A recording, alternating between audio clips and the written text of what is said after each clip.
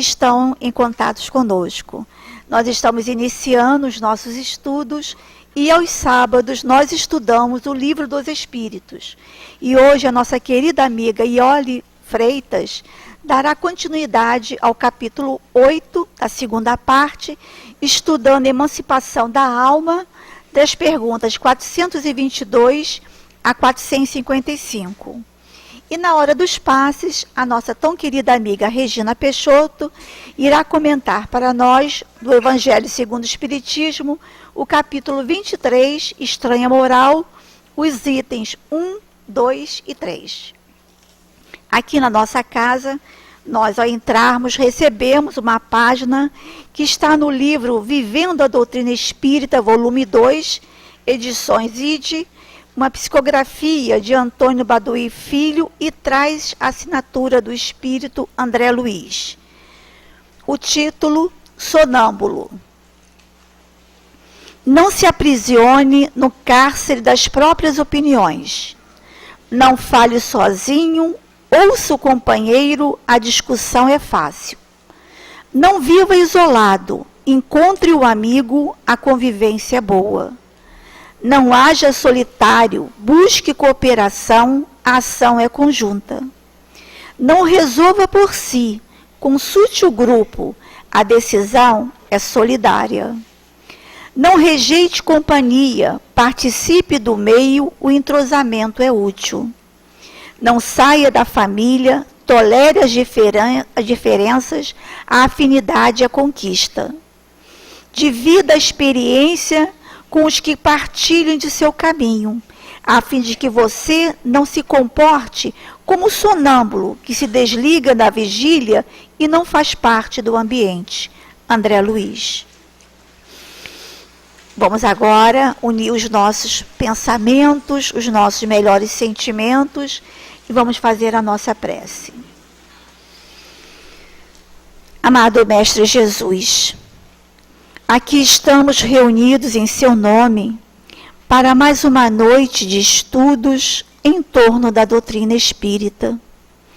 Envolva os nossos corações nos mananciais de paz, de serenidade, de harmonia, para que possamos, Senhor, aproveitarmos esses minutinhos que aqui estaremos, mergulhados nas vibrações amorosas desses espíritos, para ouvir, para refletir, para estudarmos os conceitos da doutrina espírita, que com certeza, Senhor, iremos aplicar no nosso dia a dia, trazendo para cada um de nós mais paz, tranquilidade, consolo.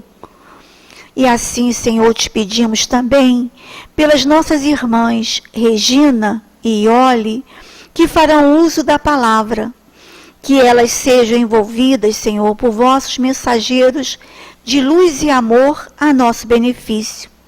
Abençoe a todos nós, os que estamos aqui na casa espírita, os que estamos, Senhor, à distância, mas ouvindo, assistindo a palestra na noite de hoje. Envolva-nos, Senhor, aos encarnados e desencarnados. E que seja em seu nome, em nome dos amigos espirituais da casa de Leon Denis, em nome de Leon Denis, de Allan Kardec, mas acima de tudo em teu nome, que pedimos a permissão para darmos por iniciado os estudos da noite de hoje. Graças a Deus.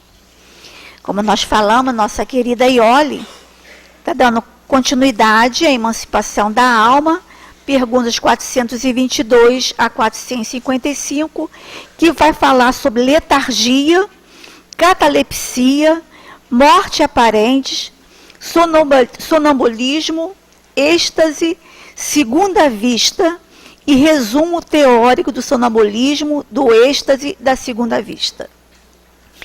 Nós não vamos ler todas as perguntas para dar mais tempo. A nossa Iole desenvolveu o raciocínio dela e ela sinalizou algumas perguntas. A 422. Geralmente, os letárgicos e os catalépticos veem e ouvem o que se passa em torno deles, mas não podem manifestá-lo. Será pelos olhos e pelos ouvidos do corpo que tem as percepções? Não, é pelo espírito. O espírito se reconhece, mas não pode se comunicar. Subpergunta A. Por que ele não pode se comunicar? O estado do corpo a isso se opõe. Esse estado particular dos órgãos vos dá a prova de que há no homem outra coisa além do corpo, visto que o corpo não funciona mais, o espírito, porém, age. 423. Na letargia, o espírito pode se separar inteiramente do corpo, de maneira a dar-lhe todas as aparências da morte e ele retornar depois? Na letargia, o corpo não está morto, visto que há funções que se efetuam. A vitalidade dele se encontra em estado latente, como a crisálida, e não aniquilada. Ora, o espírito está unido ao corpo enquanto este vive. Uma vez rompidos os laços pela morte real e a desagregação dos órgãos, a separação é completa e o espírito a ele não mais retorna. Quando um homem que tem as aparências da morte retorna à vida, é que a morte não era completa. 425. O sonambulismo natural tem relação com os sonhos? Como se pode explicá-lo? É uma independência da alma mais completa do que no sonho, e então suas faculdades ficam mais desenvolvidas. Ela tem percepções que não tem no sonho, que é um estado de sonambulismo imperfeito. No sonambulismo, o espírito se acha na posse plena de si mesmo. Os órgãos materiais, estando de alguma forma em estado de catalepsia, não recebem mais as impressões exteriores. Este estado se manifesta principalmente durante o sono. É o momento em que o espírito pode deixar provisoriamente o corpo, porque este está entregue ao repouso indispensável à matéria. Quando os fatos de sonambulismo se produzem, é porque o espírito, preocupado com alguma coisa ou outra, entrega-se a uma ação qualquer que necessita da utilização do seu corpo, do qual se serve, então, de uma forma análoga ao uso que ele faz de uma mesa ou de qualquer outro objeto material, no fenômeno das manifestações físicas ou mesmo da vossa mão, no das comunicações escritas. Nos sonhos de que se tem consciência, os órgãos, inclusive os da memória, começam a despertar. Estes recebem perfeitamente as impressões produzidas pelos objetos ou causas externas e as comunicam ao espírito, que então, também em repouso, delas apenas percebe sensações confusas e frequentemente desordenadas, sem nenhuma razão de ser aparente, misturadas que estão com vagas lembranças, seja desta existência, seja de existências anteriores. É fácil, então, compreender por que os sonâmbulos nenhuma recordação guardam e por que os sonhos de que se conserva a memória, na maioria das vezes, não tem sentido algum.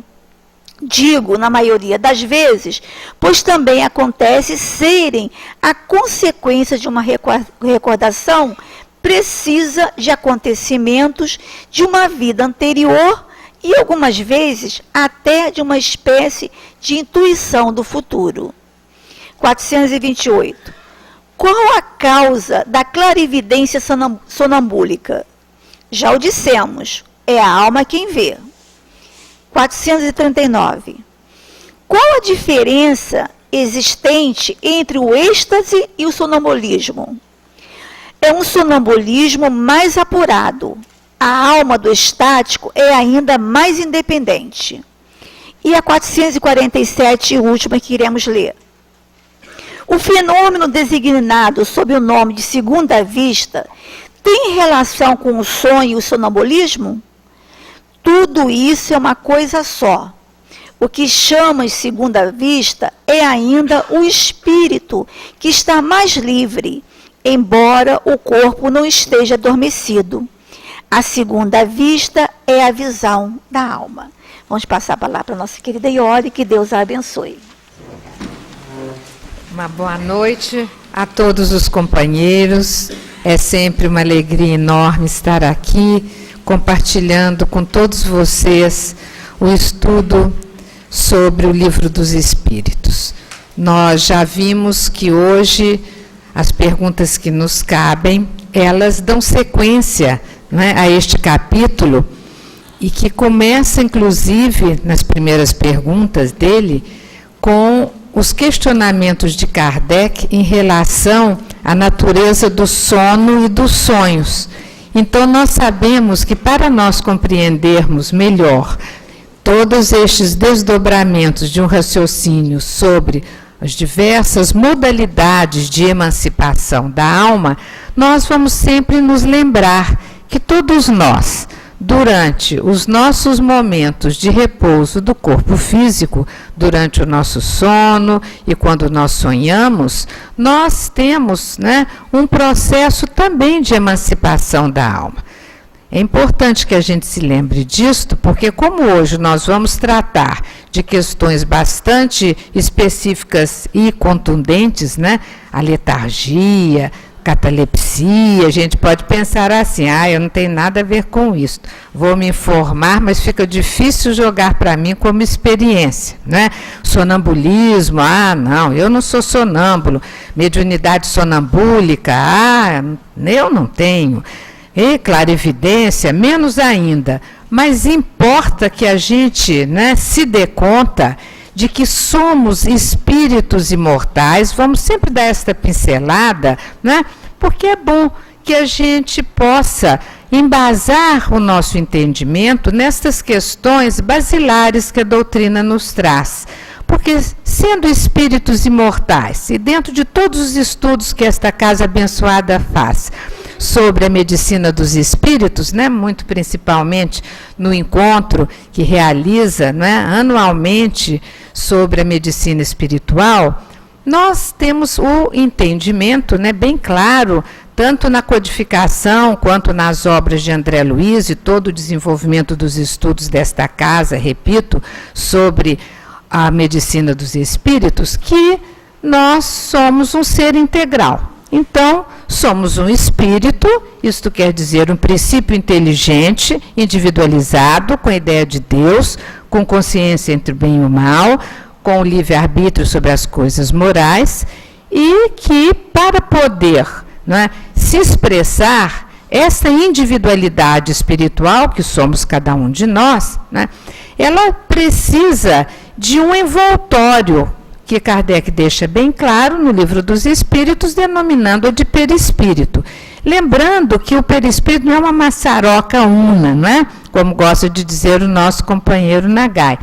É um conjunto perispirítico. Isto quer dizer que é constituído este envoltório do nosso espírito, que faz com que nós tenhamos a condição de nos expressar em relação àquilo que nós pensamos, sentimos e nossa vontade, é porque é um conjunto de dimensões, né, espirituais, energéticas, que nós podemos chamar, inclusive, de corpos, né, ou dimensões energéticas, repetindo, porque nós sabemos que o perispírito é constituído, dentro das obras de André Luiz, está tão claro para nós, né, que nós temos o corpo mental, por sua vez também, constituído por diversas dimensões dentro dele. Em seguida, nós vamos ter, através da interpenetração destas energias que o constituem, né, nós vamos ter o corpo espiritual, que é o corpo de relação que a gente tem quando a gente está na erraticidade, quando nós estamos na pátria espiritual, nos momentos de intervalo, digamos assim, na nossa faixa evolutiva, entre uma encarnação e outra. E quando nós estamos, né, próximos do reencarne, no momento mesmo da fecundação, é agregada a outra dimensão, que é o duplo etéreo, que vai fazer com que, então, todas estas manifestações do espírito, elas atravessando todas estas camadas, estes corpos, que ela vai, então, atuar, não é, sobre a nossa estrutura física. Por que é importante a gente pensar e recuperar? Tantos já sabem, mas é sempre bom a gente rever essas questões. Porque como é que a gente vai falar de emancipação da alma se a gente não entende a estrutura do ser integral? Então, está emancipando o quê de quê? Então, bem claro, né? Está sendo emancipado o conjunto perispirítico sob a tutela do espírito, que está tendo a possibilidade de se emancipar, não totalmente, porque senão é o desencarne, é o desligamento total, né? Mas se emancipar em parte da estrutura do nosso corpo físico. Isto se dá, repetindo, de uma maneira, digamos assim, mais delicada, mais corriqueira, com todos nós, através dos momentos nossos de sono, onde o corpo tem que relaxar, descansar, recompor suas forças vitais, e aí nós, que somos princípios inteligentes individualizados com as nossas potências, aproveitamos para a gente dar um deslocamentozinho, não é, dessa estrutura densa, para que a gente possa recuperar as nossas capacidades espirituais, intelecto-morais, com maior liberdade, maior facilidade.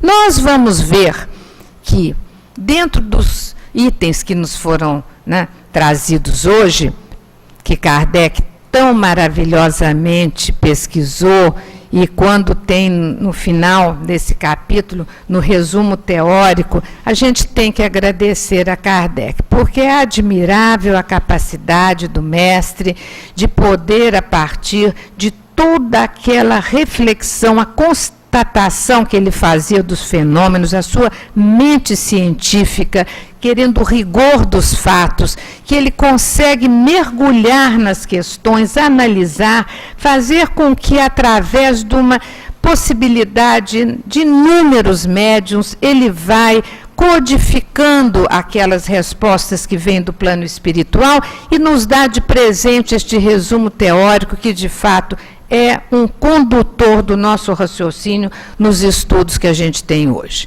né? Então, eu convido a todos também que em casa peguem o Livro dos Espíritos, leiam o resumo, porque é de uma clareza que o mestre, de fato, ele tem essa capacidade de pedagogo que passa para nós com tanta veracidade aquilo que ele chega em conclusão e, principalmente, trazendo de maneira rigorosa, não é, a palavra dos Espíritos. Bom, nós vamos ver então, dentro da primeira questão, que é a letargia, não é? Nós vamos, falando então da capacidade do mestre, nós vamos ler. Nós já ouvimos a pergunta, as principais, mas o comentário de Kardec, gente, para esclarecer essas questões, letargia complicado, catalepsia complicado, nada fica complicado no raciocínio de Kardec. Aqui, a letargia e a catalepsia têm o mesmo princípio, que é a perda momentânea da sensibilidade do movimento. Então já entendemos, é a perda momentânea, porque senão estava já desencarnado, da sensibilidade do movimento do corpo físico, por uma causa fisiológica ainda inexplicada. Você compreendia? Elas diferem no sentido de que, qual a diferença então entre a letargia e a catalepsia? Na letargia, a suspensão das forças vitais. Olha como isso é importante. Por que fica paradão, sem movimento, o corpo?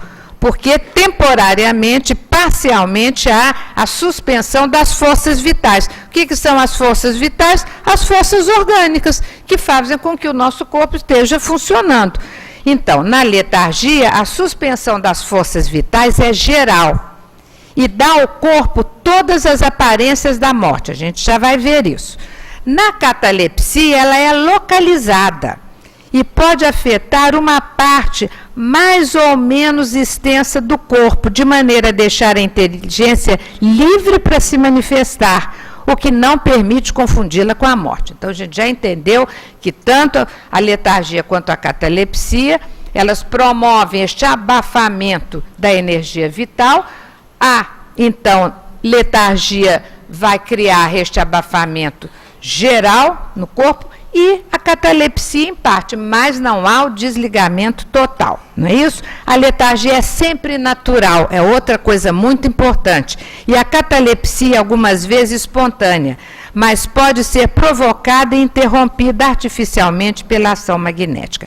É muito interessante quando a gente fez também aqui o estudo paralelo, que eu sempre trago, né, que eu acho que é sempre muito esclarecedor, desses livros que são trazidos pela psicografia do Nunes Maia, e trazendo as reflexões do Espírito Miramês, que ele faz uma consideração sempre sobre cada uma das perguntas e respostas do Livro dos Espíritos. É interessante, né, quando a gente vê esses esclarecimentos, porque ele traz uma coisa, eu não sei se vocês sabiam, eu não sabia, achei muito interessante. É porque ele nos traz que a letargia, ela vai ocorrer, como está aqui muito bem explicado, nesta relação, quando nós estamos encarnados, o nosso corpo perde a vitalidade orgânica, então ele fica paradão, como está dizendo aqui Kardec, sem movimento, né? E o espírito está consciente da sua natureza. Ele só é como se fosse o botão aqui do microfone que desligou. Então não passa aquilo que ele se dá conta para o corpo, a partir de todo o nosso sistema nervoso, para que nós possamos ter a possibilidade da expressão. Agora, é interessante o que ele diz aqui, é que também na erraticidade, quando nós estamos com a estrutura, aí então, não é, do nosso ser integral, mas que nós estamos sem o corpo de carnes, nós estamos então sem o duplo etéreo, quer dizer, quando estamos já desencarnados, para não confundir, né? Estamos lá fazendo as nossas outras atividades, também existem estágios em que o corpo espiritual também fica apagado nas suas funções. É muito interessante. Então, existe mesmo no plano espiritual, né, uma circunstância em que o espírito está cônscio de si mesmo, mas que a transmissão entre os diversos corpos e os desdobramentos dos diversos corpos que contém, por exemplo, a estrutura que a gente chama de corpo mental e corpo espiritual, né, que o corpo também espiritual, que é o mais denso na estrutura quando nós estamos desencarnados, né, ele também fica abafado.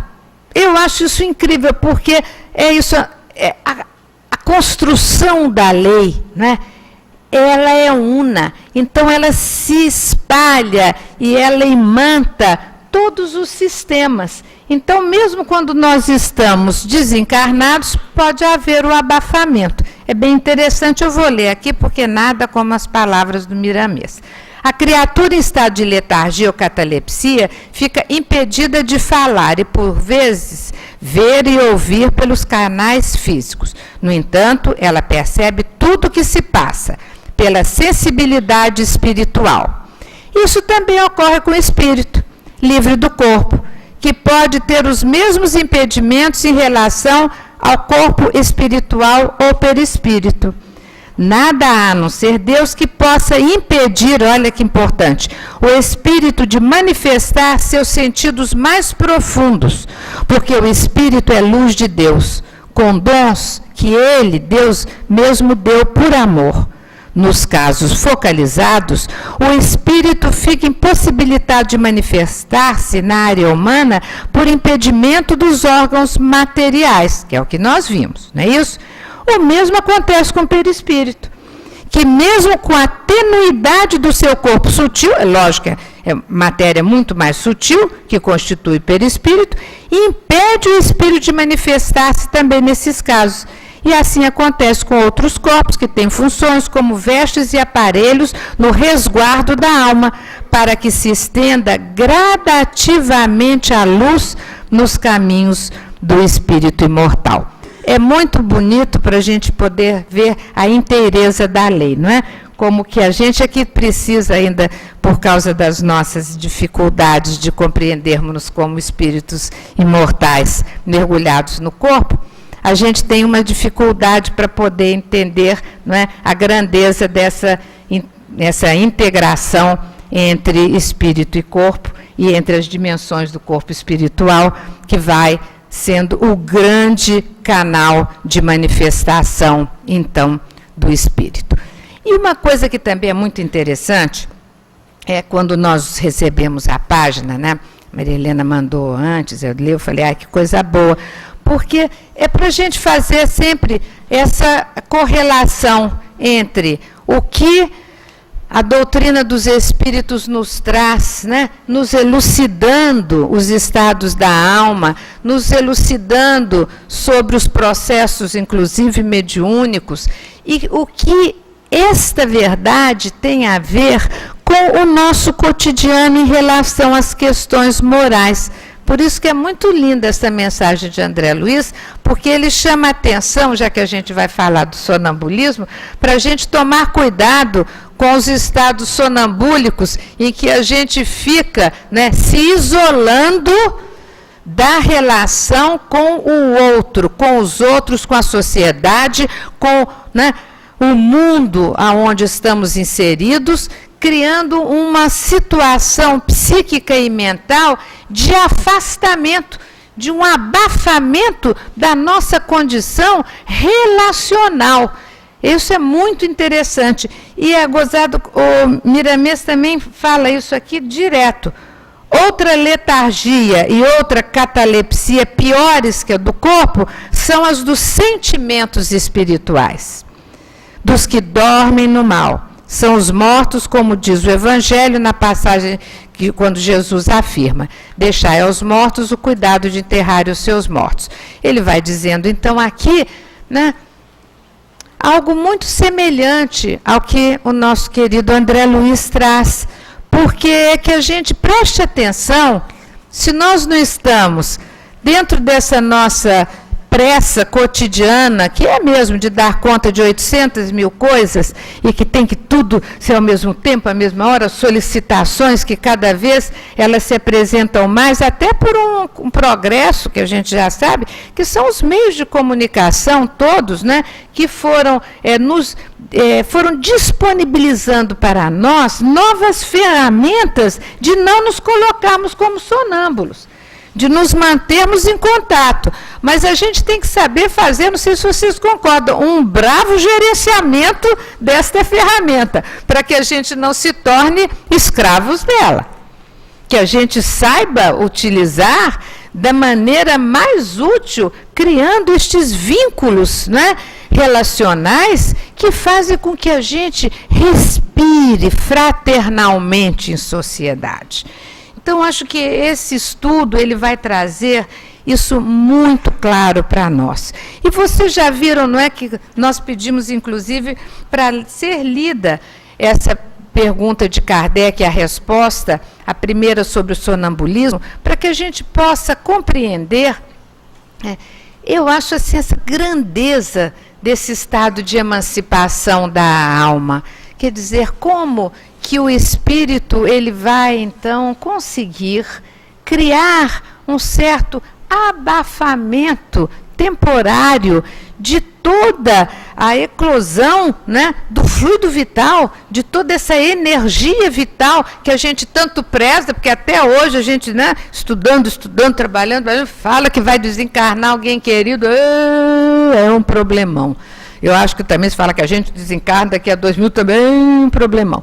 Então acontece o seguinte, como é que a gente lida com essa questão, que é a grande capacidade que nós temos em relação, né, às conquistas que nós já conseguimos construir através de todo o processo evolutivo.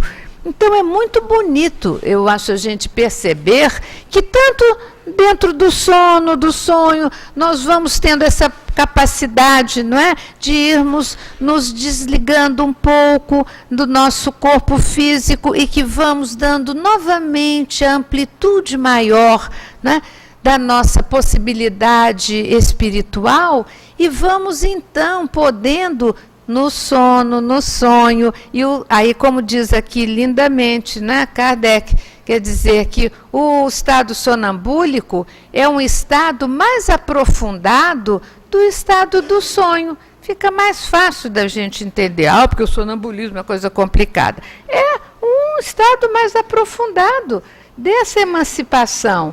E aí, dependendo do grau de adiantamento do espírito, é que ele vai poder fazer brilhar mais a sua luz na hora que não está tão abafado com esse casaco que é o corpo físico. Aí ele amplia aquilo, né?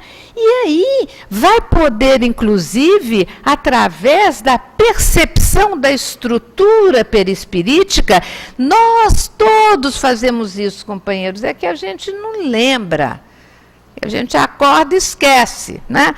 Mas mesmo não sendo, né, médiuns sonambúlicos, mas nós temos a emancipação da nossa alma. E nós, então, vamos, né, perceber, através da possibilidade, né, perceptiva do nosso espírito, alimentado por tudo aquilo que nós já guardamos como conceitos, né, como verdades, como conhecimento, nós vamos então nos deslumbrar com a nossa própria possibilidade de podermos então ver através de toda a estrutura perispirítica. É tão difícil para nós poder imaginar isso, né? E, no entanto, é tão corriqueiro. É muito interessante isso, como a questão mesmo das experiências que nós temos como espíritos imortais, quando nós estamos na carne, uma coisa que a gente praticamente todas as noites o faz, né? Em alguns graus, obviamente, muito diferentes de possibilidades, mas que nós não nos lembramos. Mas esta possibilidade, então, dentro, né, do quadro daqueles espíritos que, ora encarnados, detêm aí especificamente esta condição do sonambulismo, eles vão deter uma grande sensibilidade perceptiva e vão, por exemplo, em relação ao que é chamado da clarividência, vão poder enxergar por toda a constituição perispirítica e vão poder, então, ter uma manifestação que é muito interessante, porque dentro da questão do sonambulismo, nós podemos perceber que tem uma dimensão que é anímica, né, gente? Que é da própria alma, daquele indivíduo.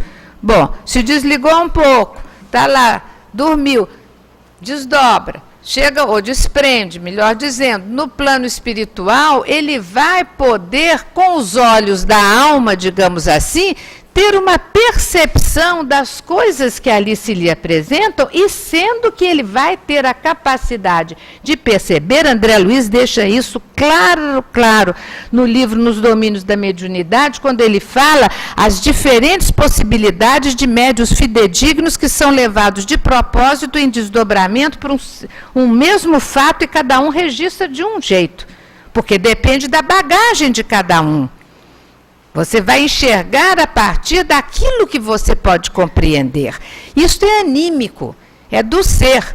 Então, o sonambulismo tem uma parte anímica, Kardec deixa bem claro isso, e tem a outra parte que é mediúnica. Por quê? Porque quando chegamos nesse estado de desdobramento e temos o nosso, né, perispírito muito mais livre, né, com as percepções muito mais, né, fortes, ampliadas, ele não só vai perceber o que ele vê, o que ele sente, mas ele vai também poder captar as ideias, as formas, pensamentos. Isso fica muito claro aqui também. Porque não precisa das palavras. O que a gente ia fazer? A gente que é tagarela, chega lá, vai ficar um problema. Porque aí não se reveste o pensamento com a palavra no ponto de vista sonoro. Porque o pensamento, e quanto mais maduro, evoluído e hábil for o espírito, ele capta.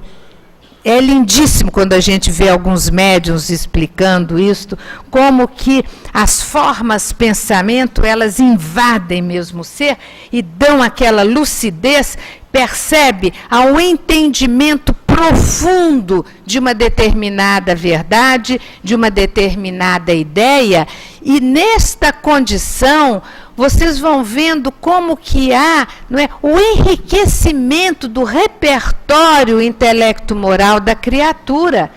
Quer dizer, ele não só enxerga, como a gente está aqui enxergando, mas ele capta os pensamentos, as ideias que são emitidas por outros espíritos, encarnados ou desencarnados. E aí tem uma outra questão também, que Kardec chama muita atenção para ela, que é o seguinte, por isso que a gente tem que respeitar muito os trabalhos todos também, né, mediúnicos, quando são feitos.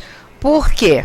Na medida, acho que faz o maior sentido, vê se vocês não acham, na medida em que há, não é, uma emancipação, vamos dizer, que aí perdeu o abafamento. Então, se perdeu o abafamento do corpo, está mais sensível, é ou não?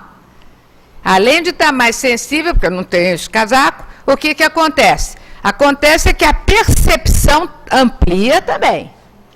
Aí, tudo que é expresso pelo outro, a natureza da psicosfera do ambiente, a fala mental das pessoas, tudo isto interfere de uma maneira fortíssima para o espírito. Então é muito importante a gente se lembrar que dentro dos trabalhos mediúnicos a gente tem que ter, de fato, um cuidado com o nosso pensamento, porque estamos lá, às vezes, de médium de apoio, não é isso? No trabalho de desobsessão, aí a cabeça voa para lá, voa para cá, ponto. E o médium de incorporação? E o doutrinador também, pela intuição, já deu, né, uma certa desdobrada para poder perceber melhor a fala dos guias. E o médium de incorporação que está acolhendo amorosamente o nosso irmão em necessidade. O que eu estou pensando? Achei isso fundamental. Porque a gente não se dá conta. Pensamento tem uma força inacreditável. E não dá para esconder embaixo do tapete. Não é porque a gente não fala alto e porque o outro não está ouvindo, que este pensamento não tem a verdade dele naquele ambiente. E Kardec chama muito atenção, e eu não sei se vocês se lembram também de uma passagem de André Luiz narrando também, acho que é nos domínios da mediunidade, o processo também de materialização, né? Quando o médium, né, ele faz esse esforço, né, o médium de efeitos físicos, inclusive a questão tem que fechar todo, proteger da luz e tal, solar, o artificial, e ele fica muito exposto, né? E é muito impressionante, porque eu sempre achei isso tão assim tocante para a gente ver se toma cuidado com o que a gente pensa nos trabalhos também. Porque ele pede, o mentor pede, André Luiz narra, que alguém cantasse canção prece, porque os médios que estavam ali para sustentar, todo mundo caladão, mas não calado mentalmente. Cada um pensando naquilo que lhe convém. Será que vem agora alguma coisa que vem da minha família, do meu querido espírito? Será que vem agora um fenômeno de não sei o que vai materializar a rosa? Será que vai fazer, que vai atravessar a parede? O que é que vai fazer? Ninguém ali elevando o pensamento para dar um suporte para aquela situação em que o outro médium estava, de fato, numa posição de um intensíssimo despreendimento, e os espíritos atuando sobre ele para que ele pudesse colaborar dentro de um processo, muitas vezes, de tratamento de cura. Então, é muito interessante, porque a ideia que passa é que estes nossos pensamentos, às vezes, né, desacisados, meio inconsequentes, não é maldade, mas inconsequente, não está entendendo, como diz a meninada, não está entendendo. Porque o que está pensando umas coisas que não tem nada a ver? É como se eles espetassem vibratoriamente a estrutura perispirítica daquele que está em desdobramento. Então, é uma coisa, ou em despreendimento, é uma coisa muito importante para que a gente possa considerar e respeitar, não é isso? Mas eu queria voltar aqui um pouquinho, porque quando tem uma pergunta que nós não lemos, a gente agora aproveita, que é a 424. Pode-se ainda, através de cuidados dispensados em tempo útil, reatar laços prestes a se romper e fazer voltar à vida um ser que, por falta de socorro, estaria definitivamente morto? Resposta: sim, sem dúvida, e disso tendes a prova todos os dias. O magnetismo, neste caso, representa frequentemente um poderoso meio, porque restitui ao corpo o fluido vital, olha, que lhe falta e que era insuficiente para manter o funcionamento dos órgãos. Isso aqui nós nos lembramos sempre, acho que em outras palestras há um certo tempo até comentei, porque achei um dos casos mais bonitos que foram tomados como referência e fato para estudo nos nossos encontros de medicina espiritual. É o fato que, orientado pela equipe espiritual da casa, que fosse abordado de uma companheira, né, no trabalho assistencial, era uma querida assistida, e que tinha filhos vários com muitas deficiências e que davam trabalhão e que precisavam muito dela. Mas ela, né, dando conta da sua prova e acelerando, nos parece, o processo, né, de ampliação das suas faculdades todas intelecto-morais, chegou num ponto que essa companheirinha teve, pela lei de Deus, aí, momento de libertação daquela luta, e já estava prestes a desencarnar, de um fato súbito, cardíaco, né? E ela, dentro da responsabilidade materna, na hora que ela sentiu aquele ataque cardíaco, ela dirige o pensamento com toda a força dela na sua ingenuidade e pede: Alta de Souza, me socorre, pensando nos filhos como que iam ficar. É tão lindo a narrativa que o doutor Erma foi trazendo junto com Baltazar, que nesta hora o espírito Alta de Souza percebe, sente aquele clamor e pede autorização. Isso é muito importante. Ao plano espiritual acima dela, já tem uma força espiritual incrível, para saber se poderia atuar e atender. E atua, e ela ganha uma sobrevida na carne por 1 ano, para poder cuidar dos meninos. Aí aparece a filha mais velha, vem, o ex-marido vem, e tudo resolvido. Depois de 1 ano, chegou a hora. Tem um detalhe que eu acho assim, muito comovente, é que quando ela percebe que ela não desencarnou e que teve a possibilidade, ela disse assim para um companheiro da casa, né?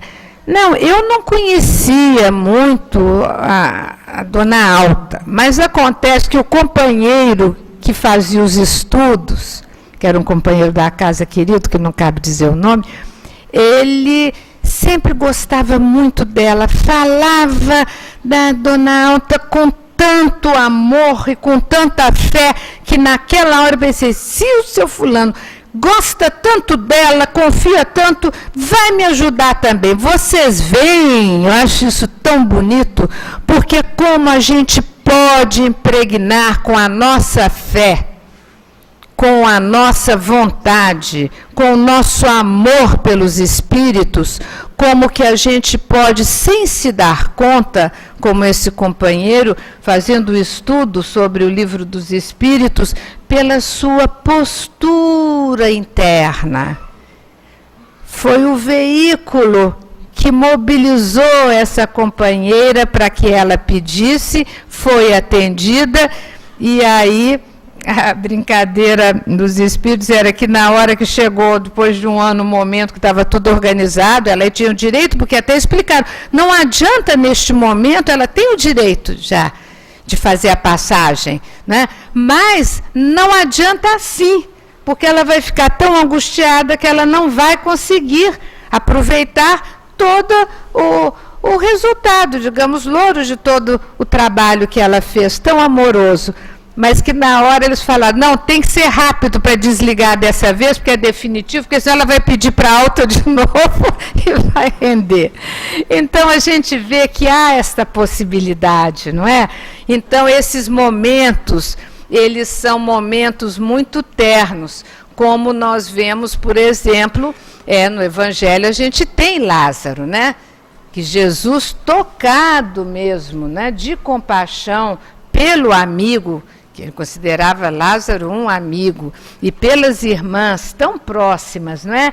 Que ele também ordena, é bonito, porque é o poder, né, mental do amor do mestre que faz. Agora, lógico que Lázaro não estava desencarnado, porque senão não tem volta. Então estava num processo, então, de letargia profundo, e com, né, toda a força do mestre e a vontade dele de curar, isso foi possível. Nós temos que perceber também uma coisa que é muito interessante, é que dentro destes processos, por exemplo, da clarividência, né, existe a possibilidade, né, do espírito, né, encarnado, repetindo, vai fazer essa emancipação da alma. Ele poderá entrar, então, em contato com outros espíritos, enquanto ele está dentro deste processo, e trazer as informações destes espíritos, que aí, então, é mediúnico, e pode trazer também, né, as constatações daquilo que ele percebe. E Kardec deixa também muito claro essa outra questão, muito clara, que é aqui a lucidez deste espírito vai depender, e aí o grau de veracidade e autenticidade em relação ao que ele percebe e o que de fato está ocorrendo, vai depender muito, obviamente, né, gente, do grau de evolução dele, porque diz que muitas vezes isso é bastante comum, né, dentro dos nossos estados ainda de imperfeição. O nosso entendimento, às vezes, não é suficiente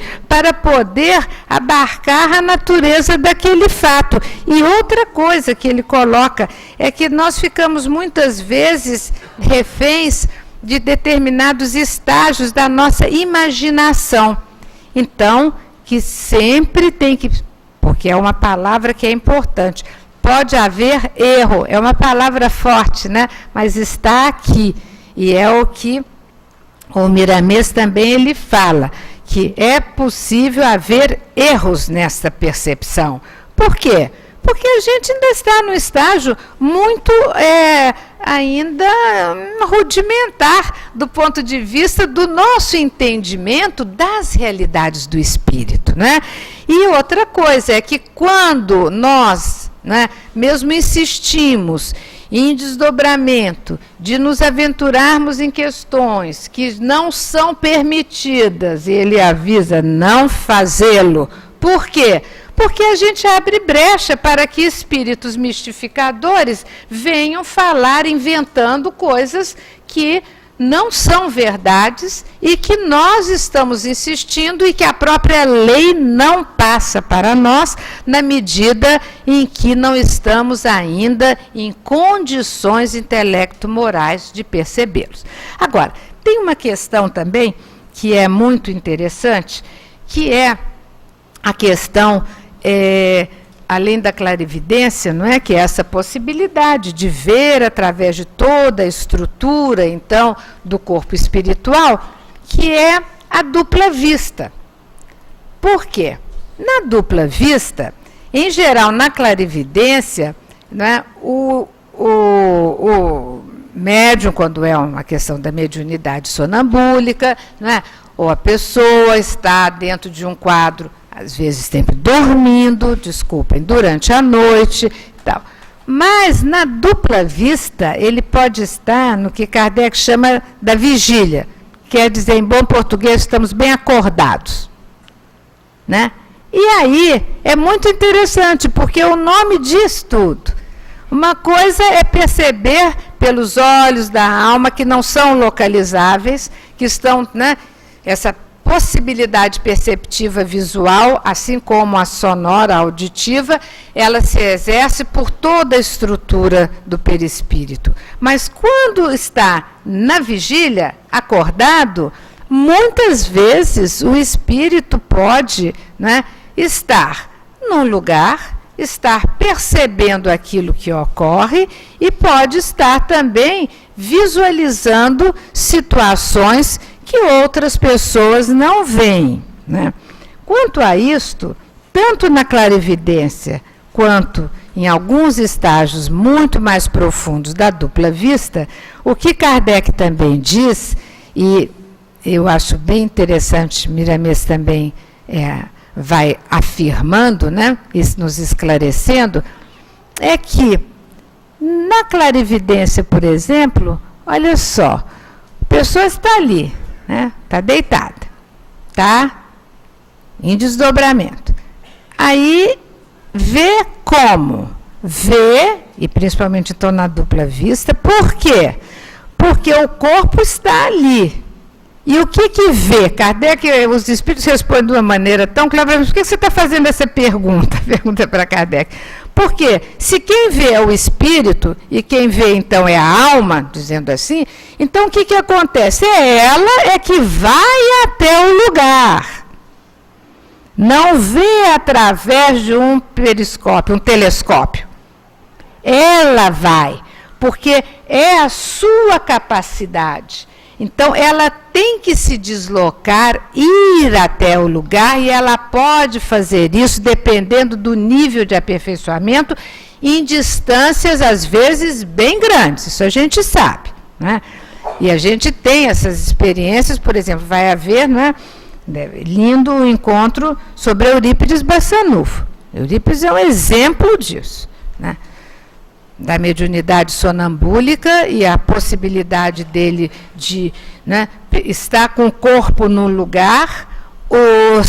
Os alunos já falavam, doutor Eurípides agora já está indo, porque ele ficava quieto, dentro daquele estado com o corpo mais parado, e toda a estrutura perispirítica, o espírito ia, fazia os atendimentos, que a gente já sabe, faz o parto e volta, não é? Então, isso é muito importante também, quer dizer, para a gente compreender essa outra relação entre tempo e espaço, que nós temos uma relação muito presa. Nós tivemos, por conta de outros companheiros de uma outra casa, dentro do exercício mediúnico, a comunicação de um espírito amigo de uma pessoa, então, da casa, lá do grupo. E o médium dizia assim, pois é, ele trouxe umas mensagens psicografadas, eu gosto sempre de pôr a data. Lógico, é um hábito normal, põe a data embaixo da psicografia, assim. Quando eu escrevi a data, o espírito perguntou assim para mim, data? Como data? Porque para ele não tem mais essa relação de tempo, né? E aí fez com que esse companheiro médium pusesse uma interrogação ao lado da data. Por quê?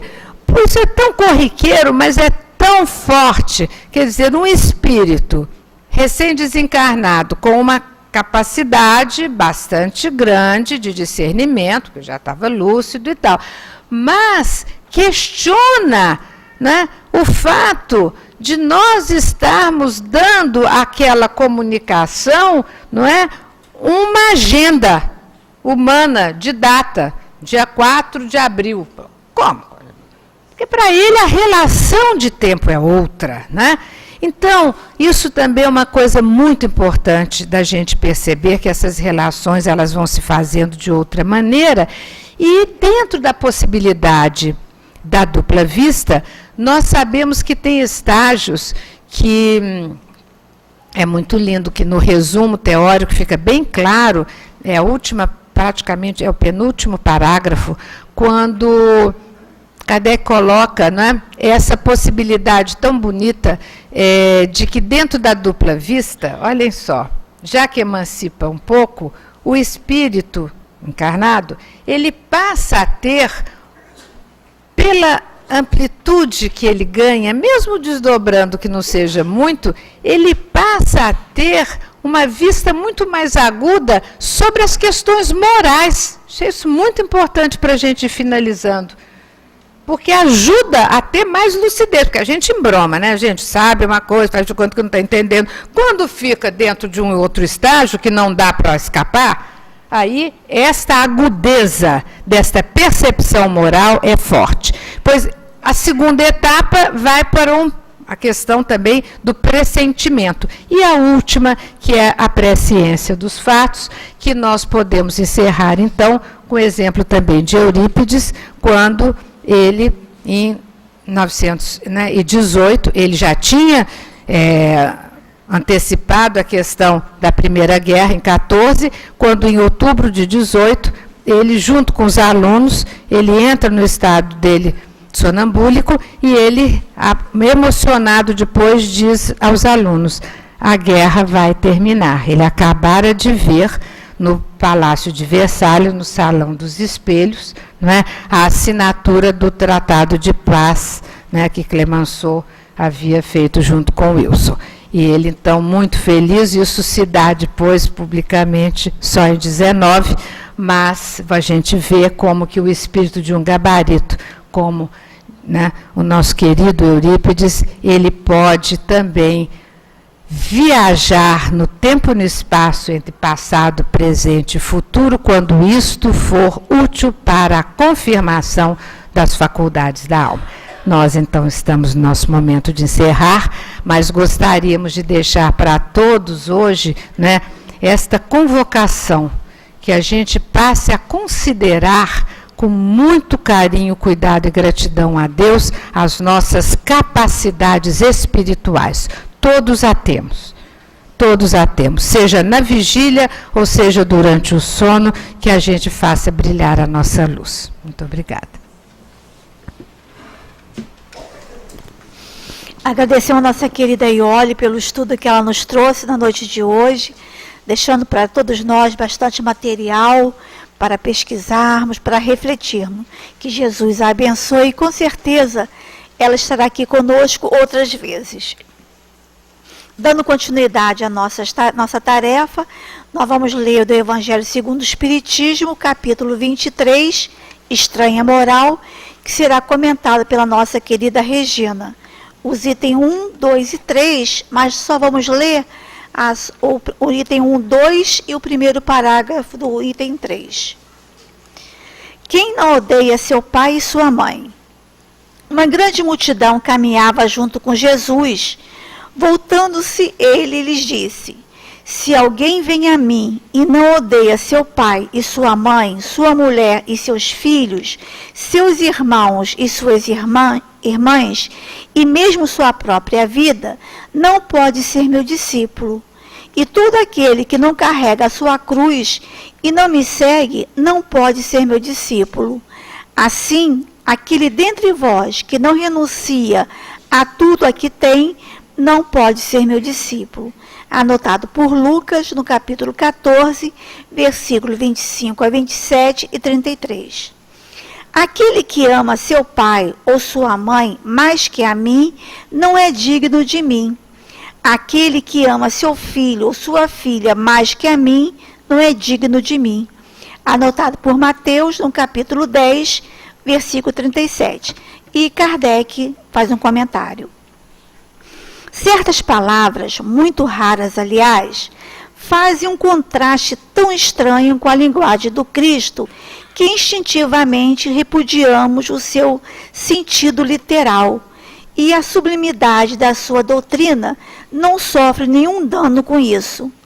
Palavras escritas após a sua morte, porquanto nenhum evangelho foi escrito enquanto ele estava vivo, e isso de supor que, nesse caso, a essência do pensamento do Cristo não foi bem traduzida, ou, o que é ainda mais provável, que o sentido primitivo tenha sofrido alguma alteração ao passar de uma língua para outra.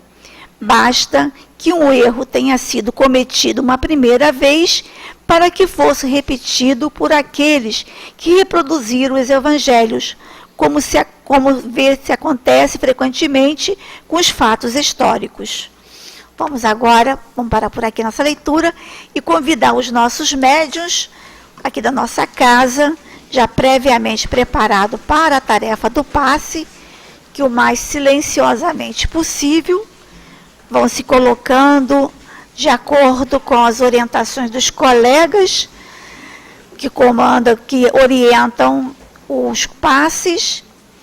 E convidamos também os nossos amigos que, através da Rádio Rio de Janeiro, através da internet, acompanharam o estudo que a nossa querida Iole nos trouxe na noite de hoje, também para participarem desse banquete espiritual, que é esse momento dos passes, o momento onde vamos receber os fluidos necessários para cada um de nós, para o nosso refazimento físico, espiritual, emocional.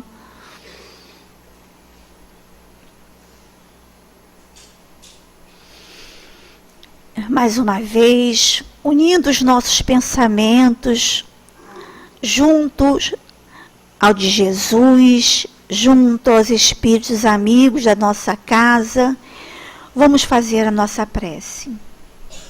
Amado Jesus, chegou o momento dos passes. Após o estudo que nós tivemos, as reflexões que foram trazidas, agora iremos receber os passes. Ajude a cada um de nós para que possamos estar ligados aos benfeitores espirituais da nossa casa, aos nossos benfeitores, para que os fluidos possam ter penetração em nossos corações. E assim, Senhor, suavizar as nossas dores, suavizar as nossas aflições, para que possamos dar continuidade às nossas tarefas, às nossas caminhadas. Abençoe, Jesus amado, a esse momento, o momento do passe. Graças a Deus.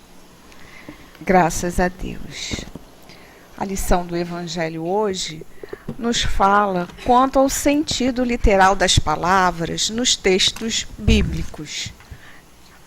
E é a modificação que eles sofrem durante tanto tempo, né? Palavras que foram escritas. Não sabemos bem se traduz na realidade a ideia que Jesus trouxe. E isso, com o passar do tempo, né, veio trazendo muita confusão com essa interpretação da palavra em si. Nós temos que levar em consideração também os costumes e os hábitos sociais da época. Jesus falava para o povo daquela época, aquela sociedade, aquele estilo de vida da época. Então ele falava conforme os costumes. Então o Evangelho, nessa passagem, Kardec nos chama a atenção quanto a isso. Nós temos que trazer para hoje o raciocínio integral da mensagem do Cristo. E é isso que a doutrina espírita faz. Que através dos estudos nós possamos entender o que realmente Jesus trouxe para nós, atualizando a linguagem, compreendendo a situação dos povos daquela época. No Evangelho segundo o Espiritismo, lá no seu prefácio, na introdução, Kardec nos esclarece sobre tudo isso que esse item do Evangelho fala. O prefácio do Evangelho foi feito pelo Espírito de Verdade. E ele diz que devemos restabelecer no seu verdadeiro sentido todo esse entendimento de Jesus para dissipar as trevas. E lá na introdução, Kardec nos esclarece ainda que o objetivo dessa obra do Evangelho segundo o Espiritismo é a parte do ensino moral do Cristo, não as outras partes, estudadas do Evangelho, onde as pessoas discutem muitas coisas, e sim o ensinamento moral. E ele ainda nos diz ainda que a autoridade da doutrina espírita ela é universal, ela é trazida para o mundo inteiro através dos espíritos em todos os lugares, para que isso traga uma ideia de verdade. Que o Evangelho nos ajuda a compreender o que Jesus nos ensinou há tanto tempo. E a única garantia, Kardec fala assim, seria do ensinamento dos espíritos esta concordância que existe entre as relações feitas espontaneamente por intermédio de um grande número de médiuns estranhos uns para os outros em diversos lugares. E ainda nos ajuda com notícias históricas a compreender a sociedade da época. Ele nos explica quem são os samaritanos, os nazarenos, nos explica também Sócrates, Platão, que foram precursores da ideia cristã. Então, todo esse estudo nos ajuda a compreender essas mensagens que o Evangelho traz. E usando ainda o nosso raciocínio, a mensagem de Jesus era uma mensagem de amor.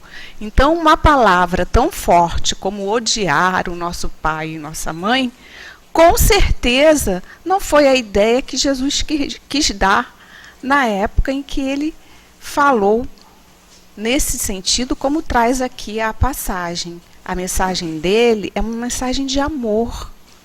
Por isso que é muito importante nós estudarmos o Evangelho, o prefácio das obras de Kardec, porque elas nos esclarecem todos esses pontos, todas essas dúvidas que surgem através dessas palavras, desses escritos que já foram feitos há muitos anos atrás e que hoje em dia essas palavras não têm mais o mesmo sentido. Então, que Jesus possa nos ajudar, possa abrir na nossa mente para o estudo, para o conhecimento real de que Kardec trouxe para todos nós. Muita paz para todos.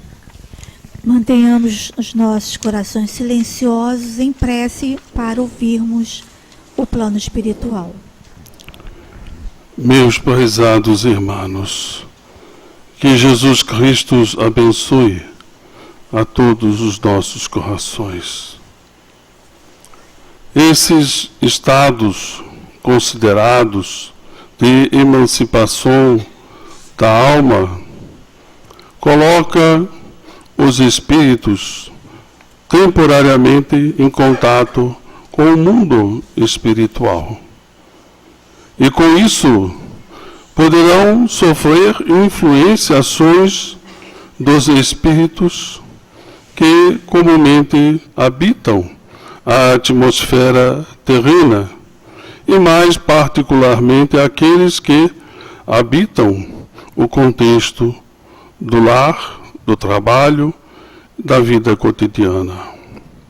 Assim, há que se considerar importante fazer com que o esclarecimento dos fatos, dos fenômenos, das percepções sejam levadas a sério e conduzam àqueles que estão frequentemente tendo essas percepções às casas espíritas para serem instruídos, amparados, educados e conduzidos de uma maneira adequada a fazer com que esses fenômenos, essas sensações e percepções sejam maximamente educadas pelos bons espíritos desta casa espírita.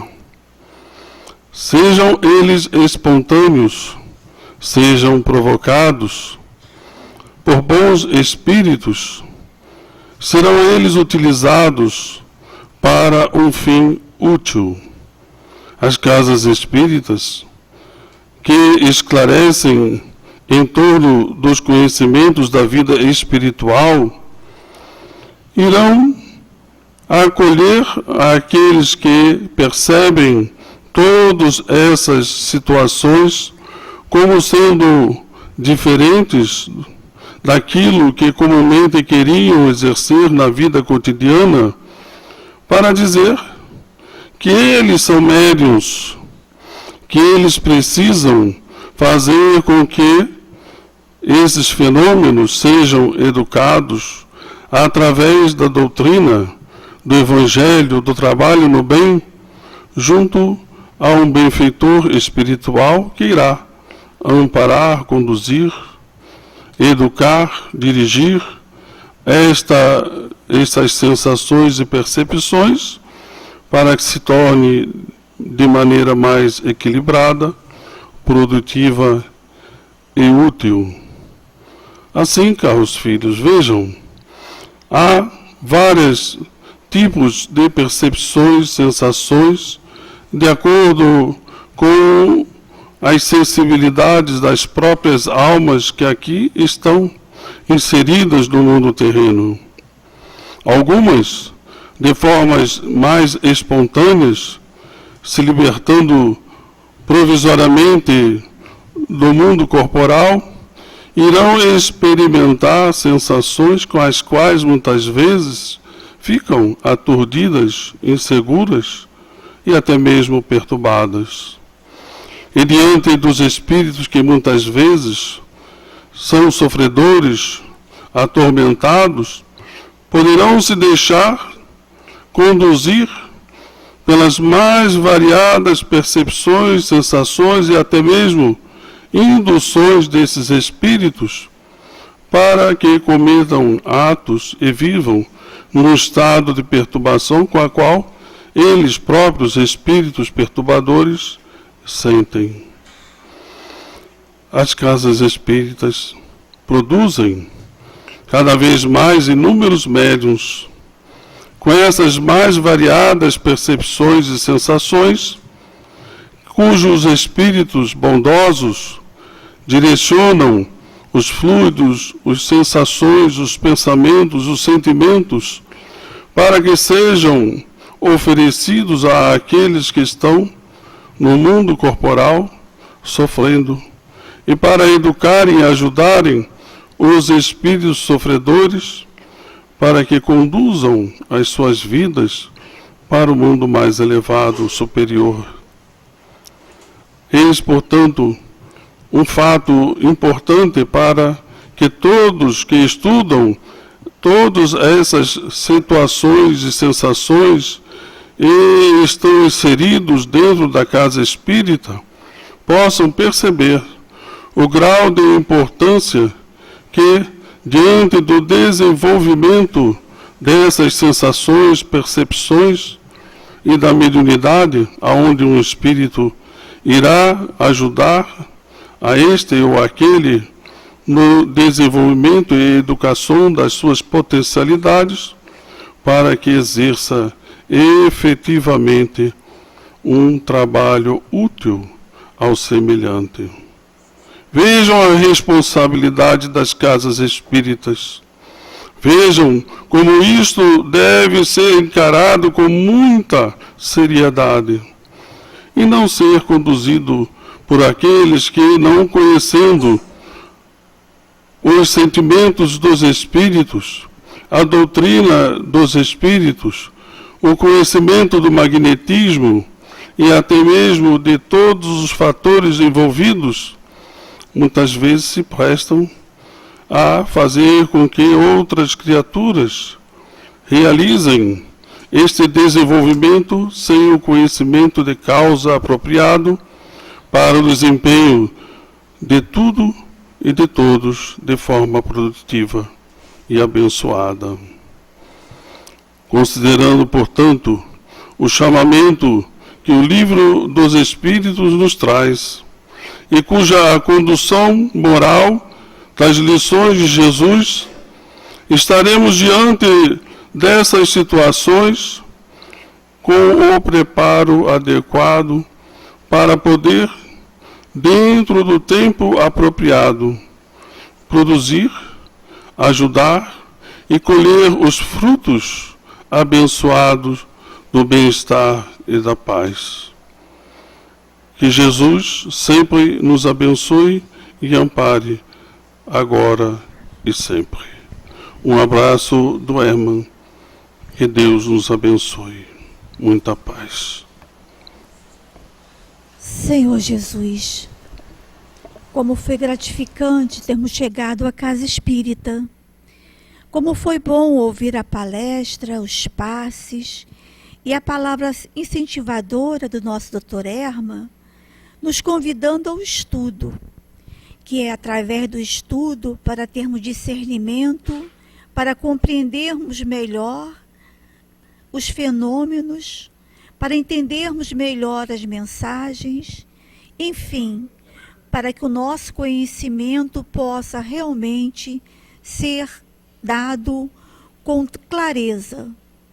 Como somos gratos, Senhor, a esses espíritos valorosos que nos trazem comunicações, que nos trazem orientações para caminharmos com segurança, para caminharmos, Senhor, com maior respeito aos fenômenos, aos espíritos, à nossa vida.